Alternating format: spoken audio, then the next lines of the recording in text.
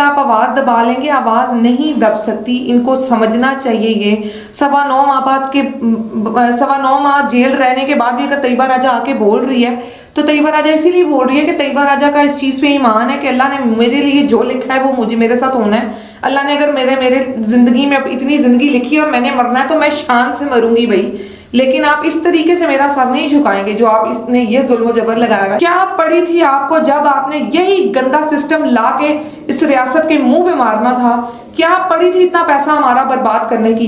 आपने अगर बादशाहत का निजाम चलाना था आप लेके आते बादशाह सलामत को, चाहे वो छोटे वाले थे या वो बड़े वाले थे, उनके सर पे ताजपोशी करते और हमें अगले दिन अनाउंस कर देते कि हमारी ज्यादती की खबरें फैलाई गई थी कि हमारे साथ ज्यादती हुई है। तो इस तरह की कोई बात नहीं हुई, तो इस बारे में बार बार बहस ना करें। हमारे वालिदैन ने सिर्फ वो उस एक वीडियो की वजह से जितना कर्ब गुजारा है, खुदारा आप इस बात को जाने दें हमारे साथ कोई ज्यादती नहीं की गई। जिस मतलब इस तरह से इस बात को पोर्ट्रे ना करे कि किसी की इज्जत चली गई है या इस तरह, ऐसा कुछ नहीं। वो लोगों का क्या, वो कहते हैं कुछ तो लोग कहेंगे, लोगों का काम है कहना। छोड़ो बेकार की बातों में कहीं बीत ना जाए रहना। दुनिया भर में देखने और सुनने वालों को अम्मार हैदर का सलाम पहुँचे। बहुत से मसाइल आजकल डिस्कस हो रहे हैं मुख्तलिफ टर्म्स में, मुख्तलिफ पॉलिटिकल बीट्स के अंदर, मुख्तलिफ सिस्टम के अंदर। किस साइड पे पॉलिटिक्स को लेकर जाया जा रहा है या किस साइड पे इस मुल्क को लेकर जाया जा रहा है? क्या एक वज़ीर आला का ये काम है कि वो तीन अपने साथ फ़ोटोशूट रखे और उनको जाकर फोटोग्राफ़र को कहे कि मेरी आकर टिकटॉक बनाए, जबकि एक वज़ीर आला का काम है कि वो रियासत को चलाए। रियासतें आटा नहीं बांटती, रियासतें अपने लोगों को इतना ग्रो करती हैं कि उनको दोबारा इस सिस्टम का हिस्सा नहीं बनाना पड़ता। हमारे साथ किसी तारुफ की मोहताज नहीं है, तैयबा राजा साहिबा हमारे साथ आज मौजूद हैं, जिनको लेकर आजकल बड़ी कंट्रोवर्सी भी चल रही है। ट्विटर से रिलेटेड ले लें या बाकी चीज़ों से रिलेटेड ले लें। 9 माह के बाद आज जो है वो रिहा होकर कुछ दिन पहले पाकिस्तान के अंदर जो रिहाई हुई है इनकी, आज हमारे साथ ज़ीनत बनी है। अस्सलाम वालेकुम। सबसे पहले तो बहुत शुक्रिया, आपने वक्त निकाला। 1 साल का अरसा था जेल का, 9 माह एटलीस्ट, तो कैसा रहा? एक एक रात, एक एक लम्हा, एक एक दिन किस तरह गुजरा? कितना मुश्किल था? क्या सोचा था कि यार ये टाइम इतना ज़्यादा बन जाएगा? अस्सलाम वालेकुम पाकिस्तान। सबसे पहले तो अमार, आपने बड़ा खूबसूरत सवाल किया है कि जेल का अरसा कैसा था। जेल का अरसा ऑब्वियसली किसी के लिए भी आसान चीज़ नहीं है। जो लोग बल्कि बातें करते हैं, आज मैं आके देख भी रही हूँ कि खान साहब के बारे में बात हो रही है, जैसे कि जी वो वहाँ अंदर बैठ के उन्होंने नानी का घर समझा हुआ है या वो वहाँ बैठ के देसी मुर्गियाँ खा रहे हैं। तो उन सब के नाम मेरा पैगाम है कि एक दफ़ा आप जाएँ, 10 दिन 5 दिन जाएँ, जाके जेल रहें। आपको खुद 5 दिन में 10 दिन में तारे नजर आ जाने हैं कि जेल एक सोने का पिंजरा भी बना के आप उसके अंदर डाल देना किसी को तो जेल जेल होती है। तो इस तरह से कहना चाहिए कि फलां तो बड़ा वो अंदर इस तरह से, इस तरह नहीं होता। जेल काटना 10 माह 9.25 माह मैंने जेल काटी है और बिना किसी गुनाह के, बिना किसी जुर्म के काटी है। जेल की एक एक रात बड़ी मुश्किल थी, बिल्कुल मुश्किल थी। एक एक दिन जब आपको पता हो कि आपको हर पेशी पे लाया जाता है और हर पेशी पे आपको कह दिया जाता है कि 14 दिन बाद आपने आना है। जज नहीं आया, आपने 14 दिन बाद आना है। प्रोसिक्यूटर नहीं आया, आपने 14 दिन बाद आना है। प्रोसिक्यूटर आया लेकिन फाइल नहीं आई, आपने 14 दिन बाद आना है। तो वो जो 14, 10, 15 दिन थे ना, वो हमें पता है कि हमने किस तरह गुजारे हैं, मैंने किस तरह गुजारे हैं। शुरू में जब अरेस्ट किया गया, जो बिल्कुल स्टार्ट में जो एक MPO के तहत हमें अरेस्ट किया गया था, वो एक 3 दिन का मुख्तसर दौरानिया था। जो अरेस्ट आपको यहाँ से लिबर्टी से अरेस्ट किया गया था। 9th को, अक्सर लोगों को लगता है कि 9th को वो जो दुपट्टे वाला हादसा था उसके बाद मुझे अरेस्ट किया गया। उसके बाद अरेस्ट नहीं हुई थी मैं, मुझे पब्लिक ने रेस्क्यू कर लिया था। मैं 10 तारीख को अरेस्ट हुई थी लिबर्टी चौक से। वहाँ पे भी हम पुरअमन एहतजाज के लिए गए हुए थे। वहाँ से अरेस्ट हुए थे और 3 दिन बाद जब हमें MPO के तहत वापस उसकी एक पटिशन दायर हुई थी हाई कोर्ट में और MPO ख़त्म हो गया था, हमें रिलीज़ कर दिया गया था, तो जेल के गेट से हमें दोबारा अरेस्ट किया गया था। वो जो टाइम था उस वक्त हम श्योर हो गए थे कि अब हम थोड़ा लंबे अंदर जा रहे हैं। जिस तरह की हमारे इर्द गिर्द पुलिस बातें कर रही थी और हमें पैगामात मिल रहे थे, उसके मुताबिक आइडिया था कि अब थोड़ा लंबे टाइम के लिए जा रहे हैं। लेकिन इतना वक्त लग जाएगा और हमारे जुडिशरी सिस्टम और पुलिस सिस्टम का इतना बुरा हाल है, इसका अंदाज़ा नहीं था। अब अगर ये पूछें कि जेल का अरसा कैसा, तो जेल का अरसा एक भयानक अरसा था। जेल एक अलग दुनिया है, वक्त से 30 से 50 साल पीछे, इलेक्ट्रॉनिक मीडिया से दूर, हर तरह की आसाइशों से दूर वो एक जगह है। वहाँ हर इंसान की अपनी एक कहानी है। मैंने जिंदगी का कोई पता नहीं होता कि दीवारों के बाहर क्या चल रहा है। कुछ अंदाजा नहीं होता, कुछ अंदाजा नहीं होता आपको। मैंने वहाँ लोगों को सिसकते देखा है। हम लोगों को, हम तो पॉलिटिकल प्रिजनर्स थे, मैंने वहाँ इतना जुल्म देखा है। लोग बेगुनाह जेलों में पड़े हुए हैं। मैं हैरान हूँ कि हमारी अदलिया, हमारी पुलिस कहाँ स्टैंड कर रही है। लोगों पे झूठे पर्चे, झूठे मुकदमे, औरतें सजाएं भुगत रही हैं। लोगों को 14-14, 16-16 साल हो गए हैं जेलों में पड़े हुए।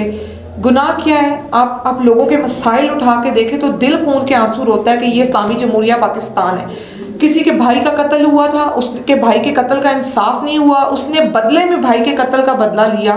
वो बंदी 16 साल से जेल के अंदर सजा काट रही है। उसके बच्चे, वो 2-2 साल के बच्चे छोड़ के आई थी, बच्चे 18-18 साल के हो गए।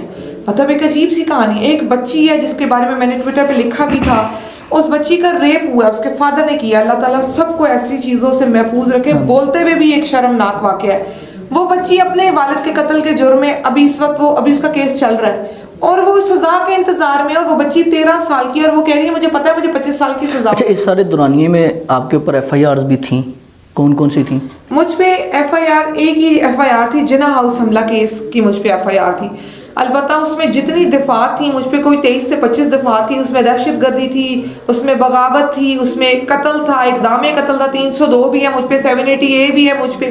पता नहीं कौन सी दफात है जो मैं देख कर आई हूँ। और मतलब ऐसी दफात जिनका मतलब आप एक तरफ आप लोगों की, मैं दूसरी जमात को मुखातिब कर रही हूँ। एक तरफ आपके लोग कहते थे हम मेकअप की दुकानें हैं, तो आप मुझे बताएं मेकअप की दुकानें फिर दहशतगर्दी किस तरह कर सकती हैं? मेरा शनाख्ती कार्ड चेक किया आप लोगों ने, इसी मुल्क का बना हुआ है। तो मेरी तो समझ से बाहर है कि ये किस तरह का पर्चा था, और वो पर्चा जिसमें प्रोसिक्यूटर के पास कोई सबूत भी नहीं। तो 9 माह बाद फिर उनको कैसे याद आ गया कि इनको रिहा भी करना है? नहीं, 9 माह बाद तो उनको बिल्कुल याद नहीं आया। 9 माह तो बल्कि 9 माह मेरे एक केस में आप देखें, 9.25 माह बाद, हर 9.25 माह में एक सबूत वो मेरे खिलाफ नहीं दे सके। क्या है जी? डंडा पकड़ा हुआ था। आप लोगों का दिमाग ठीक है? 9.25 माह किसी को सिर्फ इसलिए जेल में रखा जा सकता है कि उसने डंडा पकड़ा हुआ था। मुद्दई पार्टी की तरफ से पुलिस आती थी पेश होने के लिए? मुद्दई पार्टी की तरफ से प्रॉपरली पुलिस आती थी। उनके प्रोसिक्यूटर्स वगैरह में, उनके सरवर साहब बड़े फेमस हैं जो हमारे IO थे। और मज़ेदार बात, सरवर साहब जो मेरे केस के इन्वेस्टिगेटिंग ऑफिसर हैं, वो 5.5 माह बाद मेरे पास दूसरे फिजिकल रिमांड में जेल आके मुझे पूछ रहे हैं कि आपका नाम क्या है। आप लोग मजाक कर रहे हैं? ये मजाक हो रहा है इस मुल्क में कि 5.5 माह बाद मेरा इन्वेस्टिगेटिंग ऑफिसर मुझसे पूछ रहा है आपका नाम क्या है, और वो मुझे कह रहे हैं अपना मोबाइल नंबर लिख के दे दे। ये हालात हैं इस मुल्क के। इन्होंने इस नहज पे ला छोड़ा है मुल्क। अच्छा, नो का हिंसा, नो का वर्ड, नो का लफ्ज़ आप लोगों के लिए बड़ा यूनिक होता जा रहा है। एक तरफ 9 अप्रैल थी, खान साहब को निकाला गया, दूसरी तरफ 9 मई आ जाता है, तीसरी तरफ 9 फरवरी आ जाता है, 8 फरवरी को इलेक्शन हो रहे हैं, 9 को रिज़ल्ट आ रहा है। 9 माह आप जेल में रह के आई हैं, चल क्या रहा है? ये मुझे लगता है वो जो मोहतरमा, वो जो एक स्टील का ग्लास लेके फिरती रहती है ना, उन्होंने कहीं से, मेरा ख्याल है, कोई जुगाड़ निकाला है 9 का, और वो 9 अब ना सब जगह जगह लग रहा है। लेकिन वो 9 का जो हिंसा है ना, वो अवाम ने 9 से पहले 8 तारीख को वो उसका बेड़ा गर्क कर दिया हुआ है। तो उसका वो अब जितना भी कुछ कर लेना, पूरी दुनिया हकीकत जानती है। तो इनका काम है कि अब ये ग्लासों से ज़रा बाहर आ जाएं, क्योंकि अवाम ने 8 तारीख को आपके साथ जो किया है वो आपको भी याद रहेगा और पूरी दुनिया में जानते हैं। मेरा ख्याल है कि ग्लास उन्होंने छोड़ दिया, आजकल तो टिकटॉकर साथ होते हैं। वो ग्लास इसीलिए छोड़ दिया कि जिस मकसद के लिए वो ग्लास रखा गया था वो पूरा हो गया है। तो अब वो अपने एम को अचीव करके अब किसी नए टारगेट में, वज़ीर आला बनने के लिए ग्लास रखना ज़रूरी है, ये अब वही बता सकती हैं, क्योंकि वो ग्लास जो था वो खाली था।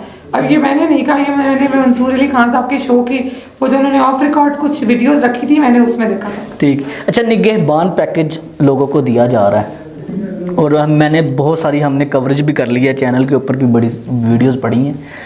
लोगों को बड़ा जलील व रुसवा किया जा रहा है। क्या रियासतें इसी तरह अपनी राया को जलील करती हैं? देखें ना, एक राया एक रियासत बनाती है, जब वो रियासत बनती है तो क्या राया जलील होने के लिए रियासत को बनाती है, या आप क्या समझती हैं कि ये रियासत जो है राया नहीं बनाई है? 2 मुख्तलिफ सवाल है मेरे। एक आपने मुझसे पूछा निगहबान पैकेज वाला, निगहबान पैकेज, और एक आपने मुझसे पूछा रियासत। सबसे पहले तो यहाँ मैं बड़ा वाज़ेह लफ्ज़ों में कहना चाहूँगी कि रियासत जो है ना वो अवाम होती है। बिल्कुल। तो रियासत इस वक्त जलील हो रही है क्योंकि असल रियासत अवाम है। आपने अवाम को किस हाल में पहुंचा छोड़ा है। ये अब सिर्फ एक पाकिस्तानी की नहीं, ये अब इदारों की इज्जतों की बातें आके गई हुई हैं। हम जितना आपको लगता है आप आवाज़ दबा लेंगे, आवाज़ नहीं दब सकती। इनको समझना चाहिए। ये 9.5 माह जेल रहने के बाद भी अगर तैयबा राजा आके बोल रही है तो तैयबा राजा इसीलिए बोल रही है कि तैयबा राजा का इस चीज़ पे ईमान है कि अल्लाह ने मेरे लिए जो लिखा है वो मुझे मेरे साथ होना है। अल्लाह ने अगर मेरे ज़िंदगी में इतनी ज़िंदगी लिखी है और मैंने मरना है तो मैं शान से मरूंगी भाई। लेकिन आप इस तरीके से मेरा सर नहीं झुकाएंगे जो आप इसने ये जुल्म जबर लगाया हुआ है। राशन पैकेज, ये जो भी निगहबान पैकेज, ये आप अवाम के पैसे से अवाम को दे रहे हैं। आपने अवाम पे एहसान नहीं किया। ये अवाम पे किस चीज़ का एहसान है कि जी हम आटे की बोरियों पे हम फलां की तस्वीर और फलां की तस्वीर। आप लोगों को शर्म आनी चाहिए ये सब करने से पहले। उसी अवाम के टैक्स का पैसा है जो आप उनका खून निचोड़ के उनसे ले रहे हैं। और आपने आटे की, आप लोगों को अंदाजा है आप लोगों के जितने इश्तिहारात हैं उन पे कितना पैसा ज़ाया होता है। इन लोगों ने, मेरी तो समझ से बाहर है कि इतना बड़ा मजाक इस कौम के साथ इलेक्शन वाला किया कैसे 38 अरब लगा के। क्या पड़ी थी आपको जब आपने यही गंदा सिस्टम ला के इस रियासत के मुंह पे मारना था? क्या पड़ी थी इतना पैसा हमारा बर्बाद करने की? आपने अगर बादशाहत का निजाम चलाना था आप लेके आते बादशाह सलामत को, चाहे वो छोटे वाले थे या वो बड़े वाले थे, उनके सर पे ताजपोशी करते और हमें अगले दिन अनाउंस कर देते। नहीं, वो तो उनको बुलाया था ना कि पायन आ जाओ साड़ी गल होगी। नहीं, वो पायन को तो बुलाया था कि साड़ी गल होगी, लेकिन पायन को ये नहीं बुलाया था कि आपकी रेसिपी सिर्फ आटे की बोरी पे लगाने के लिए आपकी गल हुई है। गल असल में छोटे की हुई थी तो छोटे को उन्होंने वापस में नवाज दिया है। मुल्क को नवाज दो। अब तो हम भी यही पूछते हैं कि मुल्क को नवाज दो, तो नवाज साहब किधर गए हैं आपके? बताएं फिर। अब आपने शहबाज दे दिया मुल्क को, शर्म नहीं आती? आज मरियम साहब की कैबिनेट मीटिंग में जो हेड कर रहे थे ना, वो नवाज शरीफ साहब कर रहे थे। वो किस बिहार पे कर रहे थे ये हमें समझ नहीं आ रही। वो बेटी को एक्चुअली बेटी का फ्यूचर बनाने के लिए लाए हैं। उन्होंने पहले उनका था कि जी मेरी बेटी, वो कहीं सियासत में नहीं है, मेरी बेटी मेरे साथ है। फिर उनकी एक स्टेटमेंट थी जी कि मेरे बेटे तो पाकिस्तानी शहरी नहीं। उनके बेटे भी कहते थे मैं हम पाकिस्तानी शहरी नहीं। लेकिन हमने देखा यक्के बाद दीगरे किस तरह केसेस माफ करवाने के लिए एक के बाद एक खलाई मखलूकें आके लैंड हो गई हैं हमारे मुल्क में, और अब वो सारे पाकिस्तानी शहरी हैं और वो आ गए हैं क्योंकि सबको पता है मिल बांट के खाना है। लेकिन आप इत्मीनान रखें, ये आपकी आखिरी बार है। आप इस दफा जुल्म करके बैठे हैं, आप इस कौम का मैंडेट चुरा के वापस बैठे हैं। ना आपको कौम माफ करेगी और ना आपको अल्लाह ताला माफ करेगा। एक तरफ तैयबा राजा जब ट्वीट किया करती थी ना तो लोग आ जाते थे और अप्रिशिएट करते थे। आजकल तैयबा राजा ट्वीट करती है तो लोग आकर ऐसे जवाब दे रहे होते हैं कि वो मेरी समझ से बाहर चल रहा है। कंट्रोवर्सी स्टार्ट कहाँ से हुई, क्यों हुई, किसने की, क्या लग रहा है ये किस साइड पे आप लेकर जा रही हैं सिस्टम को, कंट्रोवर्सी को, या आपने की या किसी और साइड से स्टार्ट हुई? बड़ा खूबसूरत सवाल किया आपने अमार। एक तैयबा राजा जब भी ट्वीट करती है अवाम तैयबा राजा को ज़रूर सराहती है क्योंकि तैयबा राजा एक नज़रियाती कारकुन है। उसने अपने लीडर से सीखा है कि अल्लाह के सामने झुक जाओ, काफ़ी के सामने डट जाओ। वक्त सही हो या ना हो, हक बात कहने का कोई वक्त नहीं होता। अगर जहाँ तक ये बात है कि जी अभी वक्त नहीं था और अभी वक्त नहीं था, हमने वक्त नहीं है कह के इस मुल्क को इस नहज पे पहुंचा दिया। तैयबा राजा आज भी ट्वीट करती है तो अवाम तैयबा राजा की गई बातों पे तैयबा राजा के साथ खड़ी होके उस पर गौर करती है और तैयबा राजा के साथ खड़ी होती है। अलबत्ता एक मखसूस जत्था है जिसे भेजा जाता है गालियां देने के लिए, इल्ज़ाम तराशी करने के लिए। तो आप ये याद रखें कि झूठ के पाँव नहीं होते। मैंने कंट्रोवर्सी कहाँ से शुरू हुई, ये कंट्रोवर्सी नहीं है। किसने शुरू की, वो बिल्कुल एक गैर ज़रूरी इंसान है। वो मेरे लिए वो माने नहीं रखते, इसलिए मैं बात नहीं करूँगी। किसी ने कुछ कहा और किसी ने एक इंसान की कुर्बानी को सबकी कुर्बानी से बालातर कहा, तो उसके जवाब में मेरा वो जवाब था। और मैंने वो सवाल उठाए हैं जो देखने वाली पब्लिक, सुनने वाले लोग, आप लोग अपनी फैमिलीज में, अपने दोस्तों में, जानने वालों में सब अच्छे वकीलों के पास जाएं और मेरे सवाल उन्हें यूं दिखा के उनसे पूछें कि तैयबा राजा ने ये सवाल किए हैं, ये सवाल ठीक है या नहीं है, लॉजिकली इसका जवाब दें। आपका जवाब आपके पास है, मुझे ज़्यादा बोलने की ज़रूरत नहीं। पार्टी की तरफ से है कोई उम्मीद, कोई मतलब नज़र आ रहा है कि यार इस सीट पे हमें भी लड़ना चाहिए या इस सीट पे हमें भी आना चाहिए? क्योंकि मेरा ख्याल है कि पहली दफ़ा नज़रिया जीतता हमें दिखाई दिया है मुल्क के अंदर। तो आप लोग नज़रियाती हैं, ठीक है, आप लोग ख़वातीन हैं, नज़रियाती पार्टी से हैं और खुद भी नज़रियाती हैं, तो क्या उम्मीद रखते हैं पार्टी के पास से कि यार ये ओहदा हमें भी दिया जाए? अमार, ये जहाँ से भी ये कहानी शुरू हुई है, क्योंकि मैं बिल्कुल ए पॉलिटिकल पर्सन थी, मैं अचानक से अरशद शरीफ की डेथ के बाद जब कामरान शाहिद ने उनकी एक पोस्टमार्टम रिपोर्ट लगाई थी ट्विटर पे, तो मैंने ट्विटर तब ज्वाइन किया था 7 नवंबर 2022 को। ट्विटर पे मेरी सिर्फ 6 माह की मेहनत है, जो मैंने सिर्फ अपने मुल्क के लिए, अपने लीडर के लिए, अपने लिए आवाज़ उठाई है। और वो 6 माह की मेहनत के बाद मैंने 10 महीने, अल्लाह ताला माफ़ करे, 9 महीने, 9.25 महीने ये मैंने अजियत काटी है जेल की, वो 6 माह की मेहनत पे, 6 माह की आवाज़ पे। मैं बिल्कुल एक नज़रियाती वर्कर हूँ। मेरा नज़रिया कहीं भी किसी ओहदे से जुड़ा हुआ नहीं है, किसी सीट से जुड़ा हुआ नहीं है। मेरा कल का ट्वीट किसी भी तरह से किसी सीट से लिंक्ड नहीं है। अगर मेरी लड़ाई किसी सीट के लिए होती तो मुझे उसके लिए ट्विटर पे ट्वीट करने की ज़रूरत नहीं है। मैं निकलती और निकल के पब्लिक को ही कह देती कि मुझे कौन सी सीट मिलनी थी, आप लोग मेरे साथ खड़े होते। मैं निकलते ही कहती कि फलां ने ये कर दिया और फलां ने ये कर दिया, तब भी आप मेरी बात सुनते, मेरे साथ खड़े होते। पब्लिक आज भी खड़ी होती है मेरे साथ। बात ये है कि सीट के लिए करना होता तो बहुत सारे रास्ते हैं। जदीबा, एक तरफ जो है नज़रियाती लोगों को, नज़रियाती ख़वातीन को उठाकर जेलों में डाल दिया जाता है और मुख्तलिफ़ किस्म के उनके ऊपर टॉर्चर किया जाता है, मेंटली भी किया जाता है, फ़िज़िकल भी किया जाता है। फ़िज़िकल तो खैर इतना नहीं होता, वो बंदा बर्दाश्त कर जाता है, लेकिन जो मेंटली टॉर्चर किया जाता है किसी की जो है वो मेंटली तौर पे उसको जो है वो बहुत ज़्यादा दबाया जाता है, इन्फ्लुएंस किया जाता है। और एक तरफ एक वज़ीर आला बना दिया जाता है एक ख़ातून को, तो ये तो जेंडर इक्वालिटी नहीं आ रही इसमें कहीं पर भी? नहीं, इक्वालिटी तो कहीं भी नहीं है। और आपने बड़ी खूबसूरत बात की कि बना दिया जाता है, उन्हें पब्लिक ने सिलेक्ट नहीं किया। पब्लिक का जवाब बहुत क्लियर था, वो अपना हल्का भी हारी हैं। उनके जितने करीबी लोग हैं, जितने बड़े बड़े नाम हैं, वो सब अपने हल्के, अपने इलाके हारे हैं।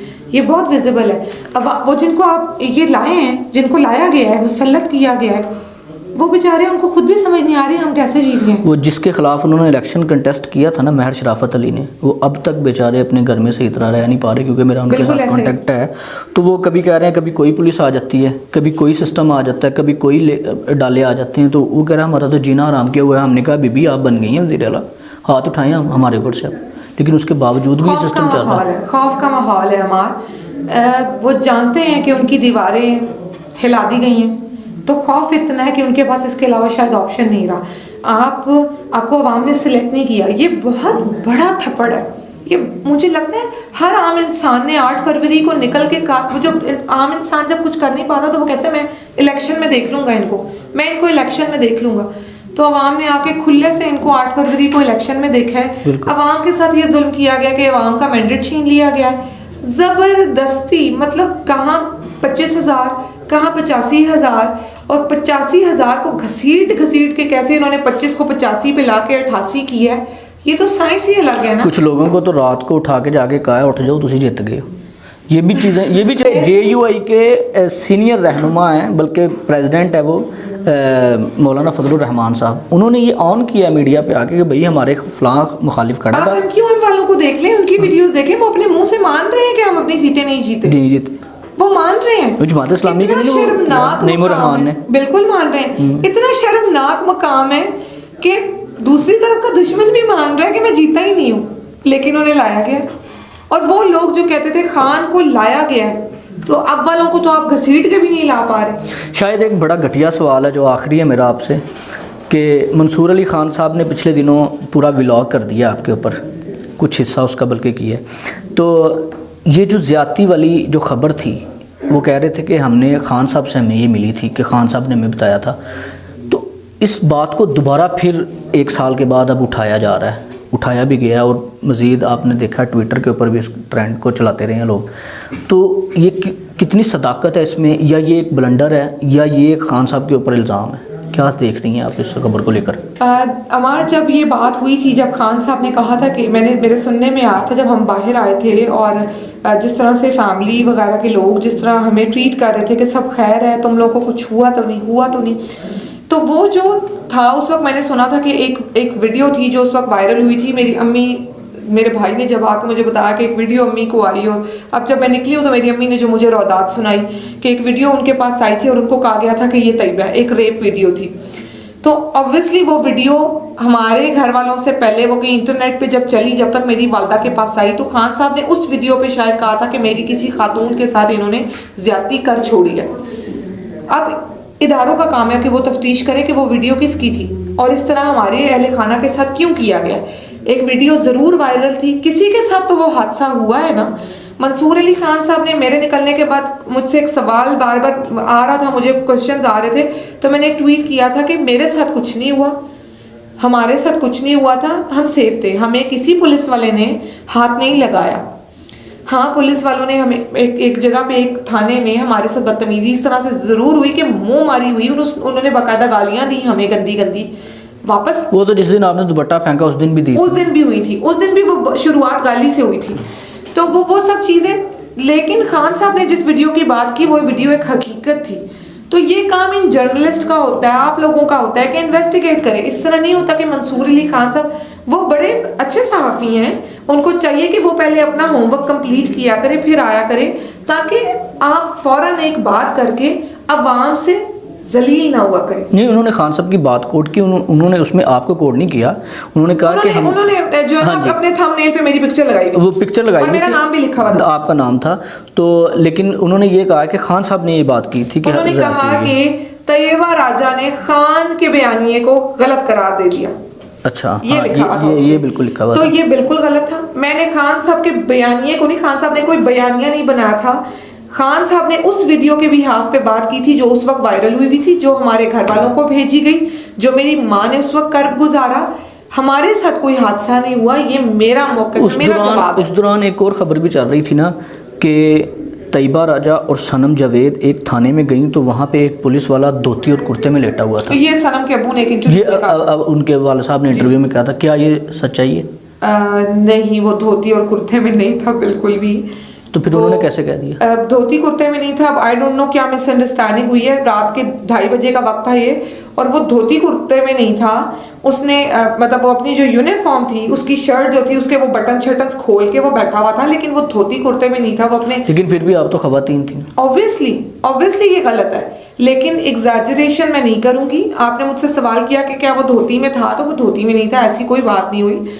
हाँ, लेकिन वो सामने बैठा हुआ था और बड़ी बदतमीजी से बैठा हुआ था, बड़े बदलिहाज तरीके से वो बैठा हुआ था। और उसने जब हमें ऊपर बुलवाया उस वक्त हमारे साथ कोई ऐसा घसीटा घसीटी छीना झपटी नहीं हुई। हमने बल्कि जब हमें वो लेके जा रहे थे तो हम लोग नीचे बैठ गए थे और हमने उनको कहा था घसीट के ले जाएं, जाएंगे नहीं, लेकिन हमें खींचातानी हमारे साथ नहीं हुई। और जब ऊपर हमें जब ऊपर लेके जाया गया तो वो सामने बैठा हुआ था और बिल्कुल उसके पास हम लोग सामने चेयर्स पे थे, और उसने हमें कहा जी वीडियो रिकॉर्ड कराएं। और जब उन्होंने वो वीडियो भेजी किसी को, तो मैं उनका नाम भी बल्कि लेना चाहूंगी, उनका नाम ASI नासिर इकबाल है, जिन्होंने हमें वहाँ उस किस थाने में? ये थाना चुंग में। बाद इन्होंने हमें थाना कोतवाली अगले दिन शिफ्ट कर दिया था शाम को धोखे से। और उस रात जब उन्होंने वो वीडियो बना ली तो उनको व्हाट्सएप यूज भी नहीं करने आता था। तो उनके वो जो हमारे पास उन्होंने 2 पीछे लड़के जो असला लेके खड़े हुए थे, उसने कहा कि सेंड करो, तो उसने सेंड करके कहा कि सर ने ताकलीफ दी है, सर ने, किसी मैडम का वहां जिक्र नहीं था। उन्होंने कहा सर ने देख लेती है। तो वो ASI नासिर इकबाल ने बाकायदा हंस के आगे से ये बात की। लगता है इन्ना वीडियोस दे इंतजार ही बैठे सन। अच्छा, आपने ये कहा कि वीडियोस के वो इंतजार में बैठे थे, तो जब ये सारा वाकया होता है आप उसके बाद अब तक जस्टिस के पास किसी के पास पेश हुई हैं अदालत में? सॉरी, किसके पास? किसी जस्टिस के पास, मतलब बेल लेने के लिए आप कभी पेश हुई हैं किसी जस्टिस के पास, अदालत में गई हैं? मतलब आपको कैसे रिहाई मिली, मैं ये जानना चाह रहा हूँ। मेरी रिहाई हाई कोर्ट से हुई। और हाई कोर्ट में आप गई थी अंदर? नहीं, मुझे हाई कोर्ट, कमरा अदालत में नहीं गई? मुझे ATC पेश किया। अगर हाँ ठीक है, ATC में पेश किया गया, लेकिन जहाँ पे जज साहब बैठे थे वहाँ पे आप पेश हुई हैं? मैं ATC में अबरगुल की अदालत में बहुत दफ़ा पेश हुई हूँ। पेश हुई। आपने ये मामला वहाँ पे हाईलाइट किया कि ऐसे ऐसे करके एक ASI जो थे वो उन्होंने इस तरह की जुबान इस्तेमाल की? हर एक को पता है। अबरगुल साहिबा को हम लोग सामने खड़े होकर कहते थे मैडम 2 महीने हो गए, मैडम हमें थाने लेके जाया गया, तो वो उनका ये बड़ा मजाक है अदलिया के साथ कि वो बैठ के हमें कहती थी हमें पता है, बस थोड़ा सा सब्र करें। ये जब ये जो 1 साल बाद खबर निकल रही है ये वाली, अब दोबारा ये ज्यादती वाली, ये किसने उठाई है? मुझे नहीं पता। आई थिंक मंसूर अली खान साहब के वो यूट्यूब प्रोग्राम उससे के पहले आपका कोई ट्वीट नहीं है इस मेरा ट्वीट था, क्योंकि मुझे क्वेश्चन आते तो मैंने उस पर किया था कि हमारी ज्यादती की खबरें फैलाई गई थी कि हमारे साथ ज्यादती हुई है, तो इस तरह की कोई बात नहीं हुई, तो इस बारे में बार बार बहस ना करें। हमारे वालिदैन ने सिर्फ वो उस एक वीडियो की वजह से जितना कर्ब गुजारा है, खुदारा आप इस बात को जाने दें, हमारे साथ कोई ज्यादती नहीं की गई। जिस मतलब इस तरह से इस बात को पोर्ट्रे ना करे कि किसी की इज्जत चली गई है या इस तरह, ऐसा कुछ ये नहीं। ट्विटर वाला मामला कितनी देर मजीद और चलने वाला है? नहीं, ट्विटर वाला मामला तो मैंने तो एक कुछ सवाल तो सवाल निकलते जा रहे हैं आगे। तो सवाल निकलने, हर इंसान जो नजरियाती है, हर इंसान जिसके पास दिमाग बहुत से लोग सेफ साइड भी खेल रहे हैं ट्विटर पे, पता है? नहीं, वो लोगों का क्या, वो कहते हैं कुछ तो लोग कहेंगे, लोगों का काम है कहना, छोड़ो बेकार की बातों में कहीं बीत ना जाए रहना। तो लोगों को, ये मेरा एक सवाल था, मैं काम का एक नजरियाती वोटर हूँ, जो मेरे सवाल हैं वो मैं पूछूंगी, वो मैं करूंगी। मैं वही हूँ 9 मई वाली तैयबा राजा, मैं वही हूँ जो आपको जिसको आपने सिंबल ऑफ रेजिस्टेंस बनाया है। तो मेरे सवालों से डरे ना, उन सवालों के जवाब आप भी ढूंढें। बहुत शुक्रिया तैयबा राजा साहिबा हमारे साथ मौजूद थी, बड़ी मुश्किल से टाइम मिला है, आजकल बिजी चल रहा है इनका भी। ख्याल रखिएगा इसी के साथ भी, अपना भी, अपने इस चैनल का। और साथ आखिर में एक शेर है कि इधर आ सितमगर हुनर आजमाएं, तू तीर आजमा हम जिगर आजमाएं। अल्लाह हाफिज़।